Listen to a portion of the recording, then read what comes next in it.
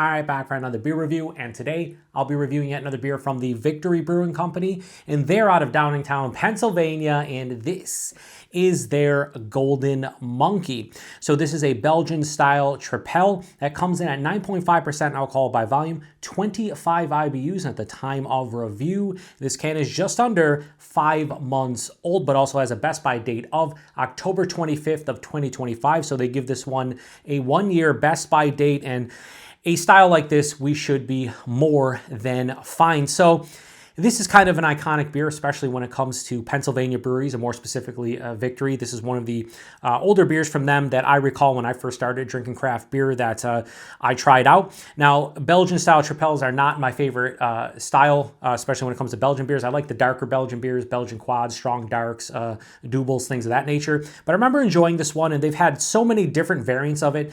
I've reviewed on the channel their Sour Monkey, Berry Monkey, Merry Monkey, and they also had a White Monkey that used to be in a big, I think it was a 750 milliliter bottle with cork and cage, and it was their that White Monkey was a white wine barrel aged version of this. That was quite tasty. Haven't seen that in years. Don't even know if they make it. Probably not.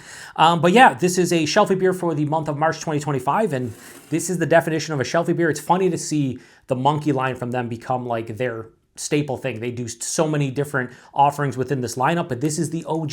This is the original. This is the one that started all. Now, it does have a spiel on the back that I'll read, hopefully, at the end if I remember. If not, it'll probably be in the description box. So we do have the hashtag proper glassware. I use this occasionally, but usually for Victory beers, but never reviewed Golden Monkey, so we're finally getting to use it, which makes me happy.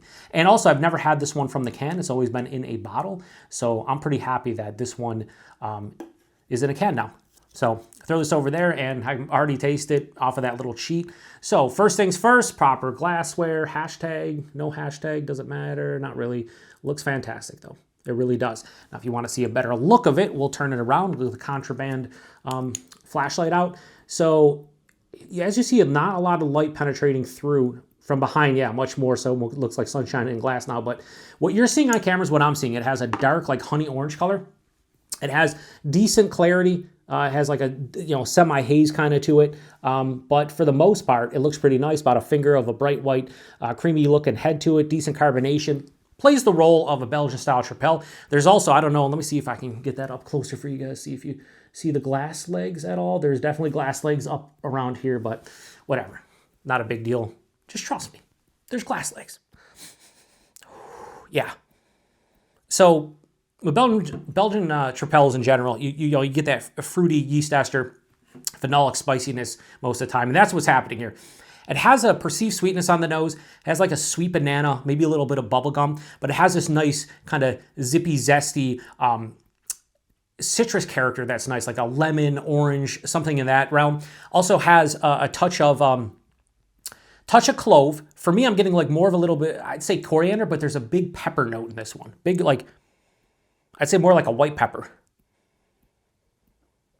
It has a beautiful, like, bready, kind of almost like banana bread kind of. It smells very akin to like wheat beers you get from Germany that are more in like the Hefeweizen realm, where it's like straight on like liquid banana bread. Kind of like that, but not as big, not as pronounced. Touch of alcohol, just a little bit. Would I say 9.5%? Probably not. 8.5. Yeah, I mean, it has the telltale signs of what you kind of look for in this style, in my opinion. Don't really get anything else. Let's get into it. Cheers, everyone.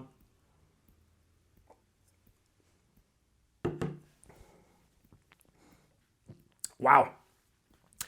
Was not prepared for that. The spiciness is ramped up in the taste big time from the phenols.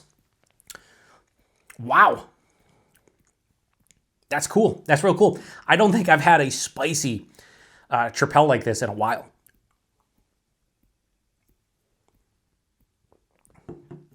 As soon as I take a sip, right at the tip of the tongue for it, just envelops the palate in like white pepper, clove, coriander, just a generic spiciness on top of it. Really cool. Body on this one at 9.5%.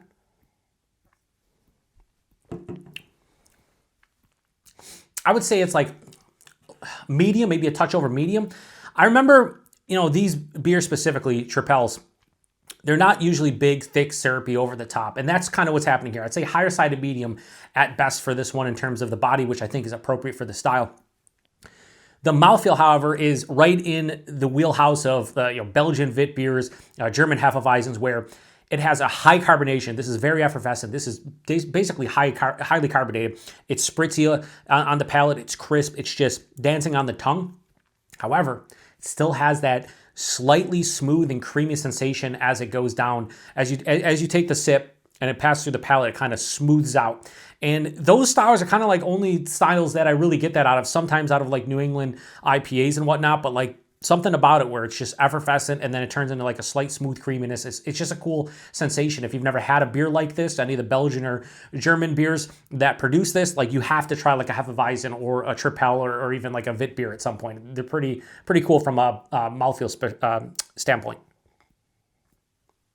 The taste, it's really similar to the nose with, again, that spice character ramped up. Forefront, banana for me. Banana bread, like a lighter banana bread. If it was like, instead of a darker banana bread, you made banana bread that was like lighter, almost like white bread, right? It's like, it has like a little bit of grainy, bready kind of feeling on the palate, but it has a big, like sweetened banana kind of taste. As it passes through, it has a nice pop of orange and lemon, definitely citrus heavy. It's zesty, it's pithy, but it also has a little bit of a juicy characteristic. Midway through the palate, I get a white pear, specifically a white pear. It has a nice like white pear kind of vibe to it. Yeah, it's pretty cool because I wasn't getting that specifically in the nose. Yeah, it's different. I like it. And then on the finish, it's all the spice, right? I told you the spice hit me at the tip of the tongue. It doesn't, it like dives underneath, but then like halfway to 2/3 way through the palate, just starts enveloping the palate. To me, in order, it's like white pepper, clove, coriander, and then a little bit of black pepper. It has just a very spicy kind of feel to it. On the finish, this one finishes bone dry with a mild to moderate bitterness, more approaching moderate. The thing about Tripels is they're not usually super sweet. They do have a big malt sweetness. They're almost 10%, or this one's almost 10%, so like, it's gonna have a big malt sweetness. But man, that dryness and that moderate, almost moderate bitterness on the finish really does balance this one out. There's not a lot of residual sugar left, but it's beautiful. For some reason, this has hit me way more than it's done any other time I've had this one. But my palate, and if you've been watching the channel, specifically over the last couple of years, my palate has done a 180 in a lot of respects. Older styles that I really didn't care for, I'm starting to dig a little bit more. And then like some of the new aged styles that I loved over the past, say, 5 to 7 years, I'm starting to kind of fall out of love with them. It is what it is. Your palate constantly shifts and changes over the years.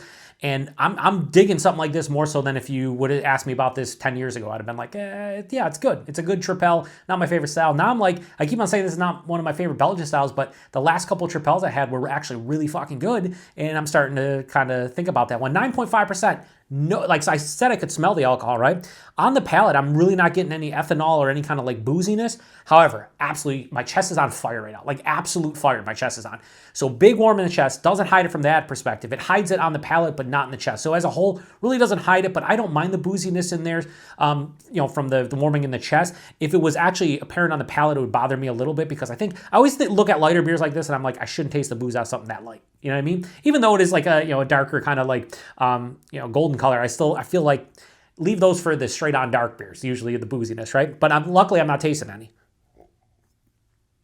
This is a very good Belgian-style Tripel from an American brewery.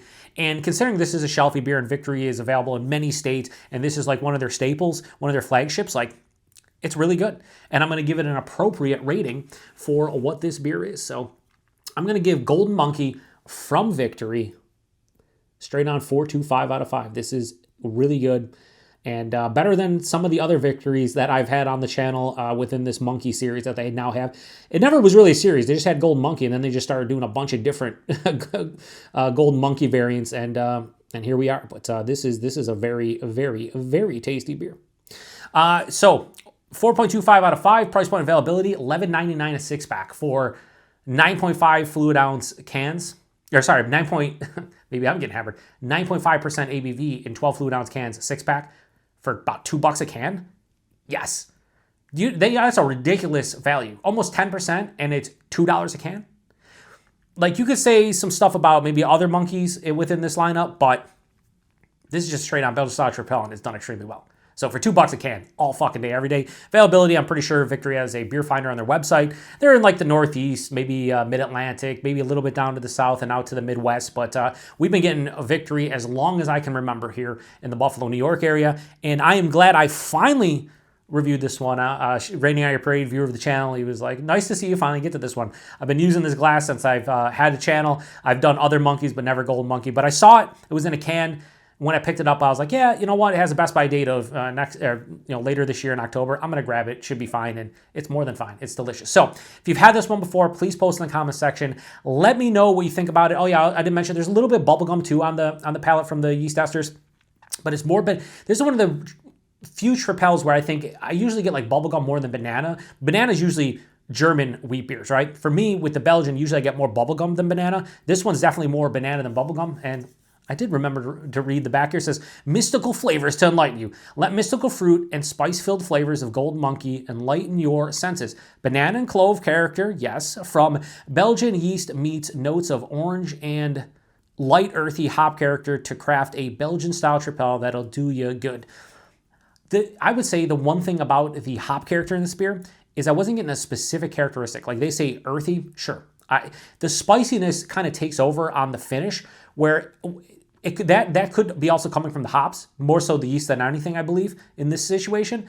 But if anything, I would say it has more like a spicy, earthy character. But for me, the spice dominates and kind of drowns out the hop character. The thing the hop character is producing is that moderate bitterness, and I'm fine with it in this case because I don't need a big hoppiness out of this, but a nice moderate bitterness is welcome. So if you've had this one before, comment section, I'd love to hear from you. That was another Shelfie beer for the month of March 2025. We're getting down to the end of the month and should be bringing them back in April. I guess we'll see. Anyway, appreciate it. To the next one. Cheers.